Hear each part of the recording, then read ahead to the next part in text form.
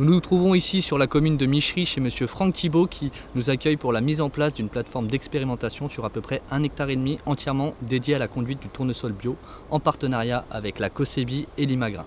Cette plateforme s'inscrit dans le cadre d'un projet recherche et expérimentation en agriculture sur 3 ans avec le soutien de la région Bourgogne-Franche-Comté.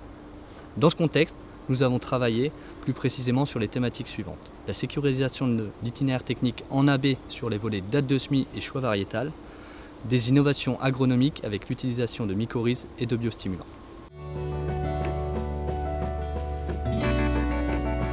En agriculture biologique, la date de semis des cultures de printemps est un levier souvent mis à profit pour limiter la concurrence des mauvaises herbes et les attaques de ravageurs. Elle est souvent décalée par rapport au conventionnel, mais elle doit aussi permettre d'assurer la récolte dans de bonnes conditions afin d'éviter une maturité trop tardive ainsi que de pouvoir implanter la culture suivante. La date de semis optimale n'est pas inscrite dans le marbre. Elle doit être raisonnée et elle est dépendante du complexe pédoclimatique de la parcelle.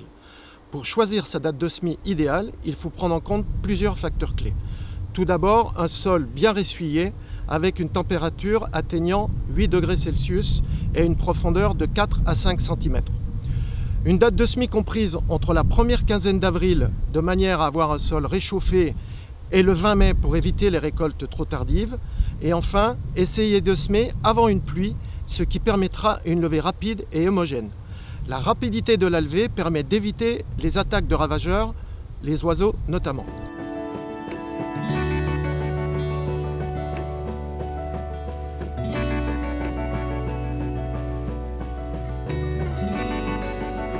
La productivité d'une variété ainsi que sa régularité est un critère prépondérant pour choisir sa variété.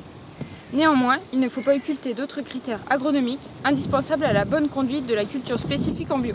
Voici les critères clés à prendre en compte pour optimiser son choix variétal dans le contexte de production de la région Bourgogne-Franche-Comté.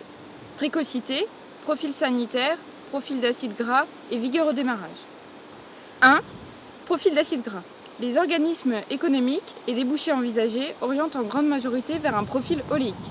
Pour plus d'informations à ce sujet, renseignez-vous auprès de votre organisme stockeur. 2. Une bonne vigueur au démarrage. Elle permet de limiter la concurrence adventice sur le rang et la prédation par les oiseaux au démarrage. Nous avons remarqué que RJT Buffalo et MAS 81K ont un très bon développement au stade 6-8 feuilles. En 3. La précocité et le profil sanitaire.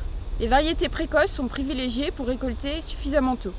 De plus, il est important de bien surveiller la précocité à floraison pour sécuriser la fécondation et le remplissage. Par exemple, la variété LG 50300 HOV est très précoce à floraison et à maturité.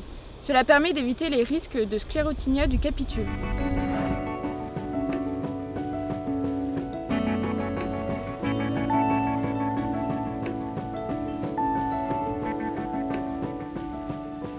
L'intérêt des agriculteurs pour les biostimulants est de plus en plus important, notamment pour améliorer la croissance de la plante, mais également la résistance à certains stress, notamment la sécheresse et les maladies.